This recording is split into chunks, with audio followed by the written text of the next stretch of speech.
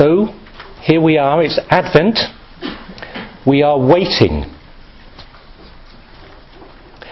I'd almost prefer that we just sat in silence for 10 minutes here, waiting, instead of a sermon maybe. But in fact, it is my solemn duty to preach, and honestly, I think I'd find it hard to restrain myself for that long. So we'll just have a few little words. Waiting. We had lots of waiting on our retreat at Worth Abbey last weekend. In fact, the whole point of the retreat was to try and create some space where we could stop and wait and listen and think and pray, instead of constantly doing. We don't not do very often. We're doing. And to not do can even become a form of doing. So to try to not doing, I'm getting my grammar mixed up here, to not do without doing is an extra challenge, a kind of meta challenge. So we did our best at Worth Abbey on Friday evening. Watch me as I get into my pocket here. Right, this is what we did. Friday evening, we took our mobile phones out of our pockets. We switched them off and we put them into a plastic box which got locked in a cupboard in my bedroom for the next 48 hours. Yeah? Some of you looking absolutely horrified. 48 hours. And in fact, maybe I shouldn't have told you, because those of you who are going to come on the March retreat now will probably smuggle in a backup smartphone, yeah, and hand in the fake ones. But it helped, I think. It did help. What are we waiting for, though? You can wait aimlessly. What are we waiting for in general and this Advent? Well, just to give the simple theological list, so you've got it, 3 things. In this season of Advent, traditionally, it's a time of waiting for Christ to come at the end of time, in glory in judgment, and that's the emphasis for the first week or 2. It's eschatological. It's about the eschaton, the end, the judgment, the culmination of all things.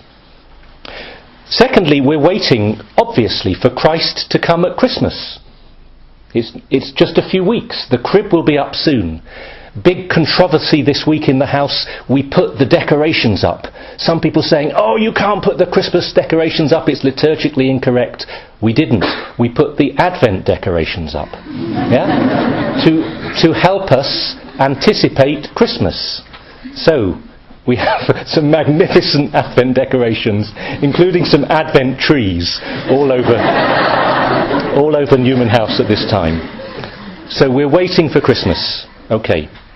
But third, Advent, we're waiting for Christ to come into our lives right now, today, in a new way.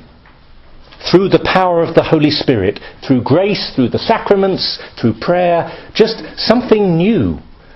That the one who comes at the end of time, the one who came at Christmas, he's still alive, you know. This is not some kind of hibernation. He's with us, he's working here, and he wants to do something. And actually, we should be a little bit impatient. That's part of this season. Advent, let me put it this way, is a season where we're given permission to express our impatience with life and with God. This is in the prophet Isaiah today. He says, "Why, O Lord, have you left us for so long? Please come back for the sake of your servants." And he speaks one of the great lines of the Old Testament. "Oh, that you would tear the heavens open and come down." The Advent cry. Oh, that you would tear open the heavens and come down. There is such a longing in him, in his people, to see God, to see him act. Such an impatience that it is taking God so long. And we're meant to feel that in our own lives and in our church. It's a time, in other words, for us to make our prayer more honest. What are you frustrated by? I don't just mean holy things. What are you impatient with? Who are you angry with? What are you angry about? What is eating you up inside? Well, look, I'm giving you permission in the name of the church. Tell God this stuff. Don't keep it to yourself. Just like we heard in the prophet Isaiah, he needs to know what is on your heart. He wants to know. He wants to help you. And part of the process of being helped is being honest and giving it to him. So we're allowed to be impatient. On the other hand, this season, we do need a lot of patience and perseverance. And the season is partly reminding us not to give up. Remember the doorkeeper in the parable. The master's gone away. He could return at any time, but he's taking his time.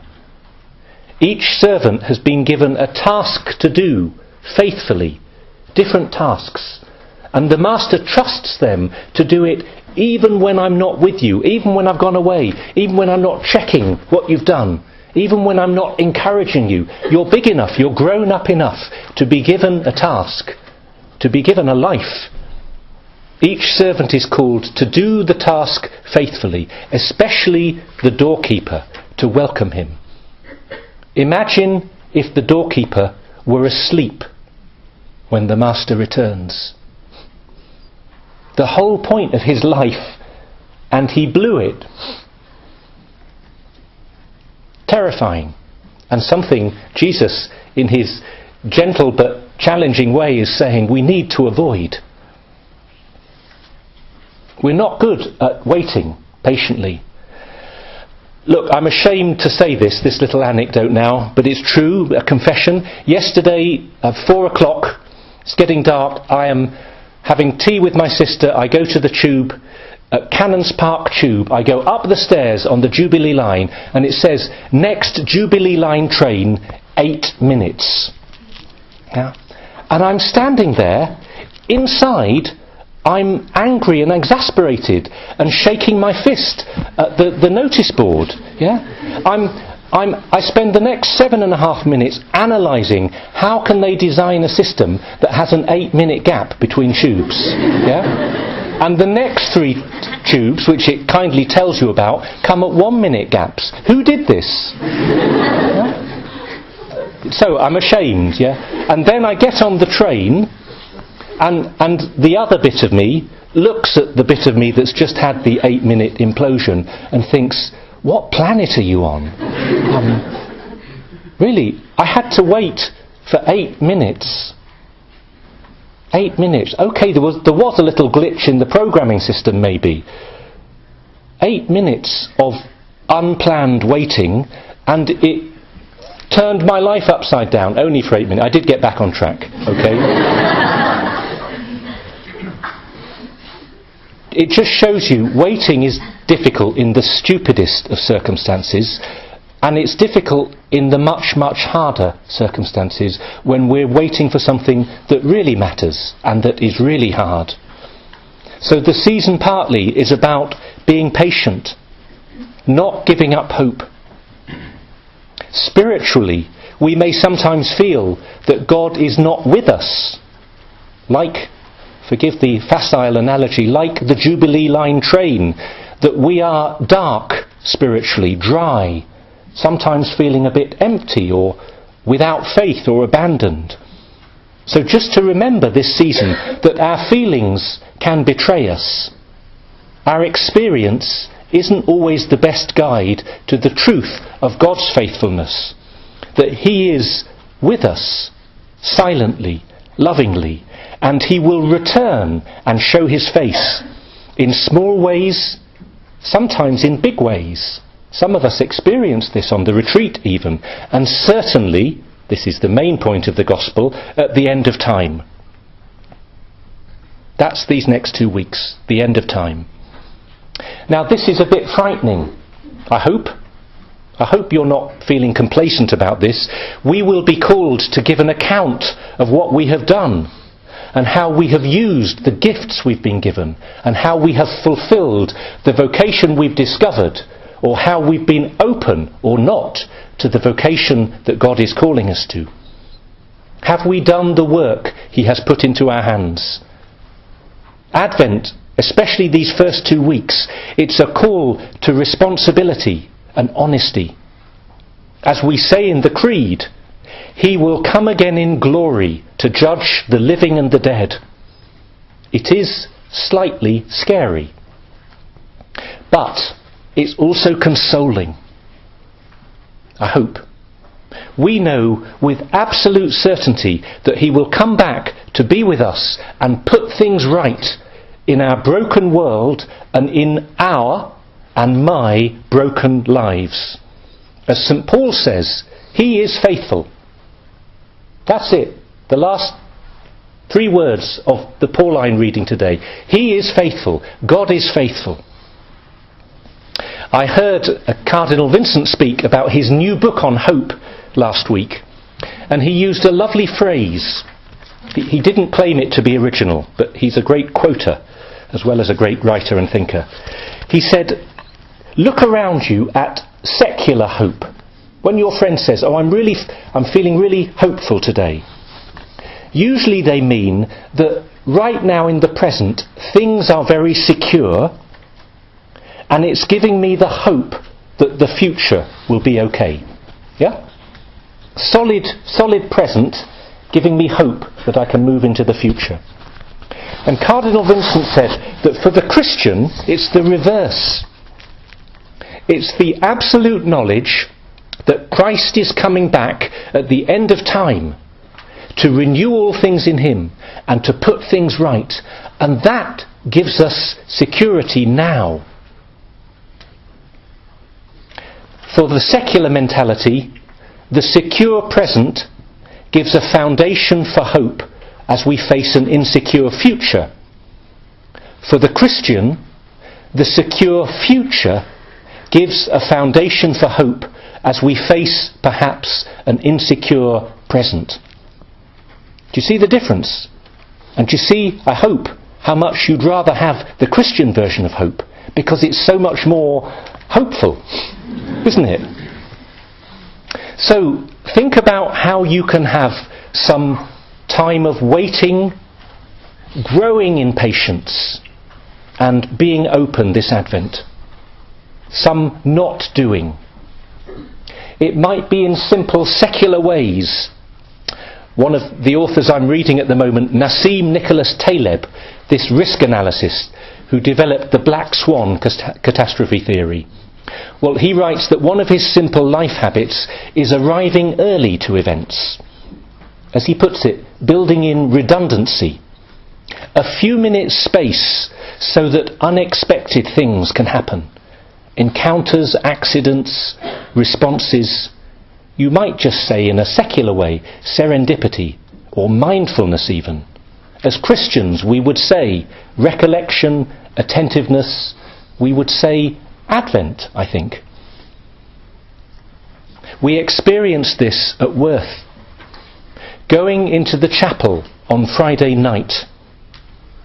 Walking into that holy space with our phones back up at the retreat house.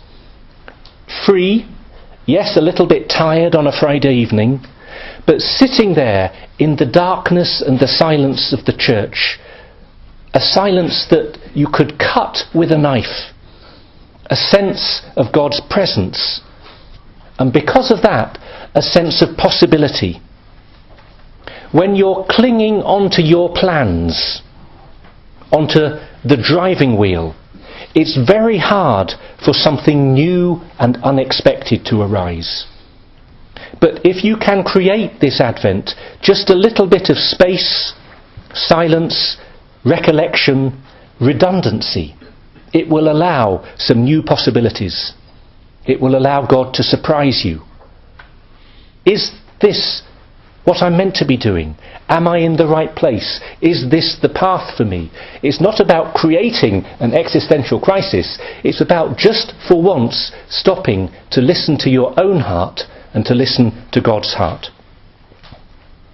As St. Paul says, we are waiting for our Lord Jesus Christ to be revealed. At the end of time, at Christmas, we're also waiting in small and maybe big ways for him to reveal himself to us each day. If only we can wait patiently and make the space to see and hear him this Advent.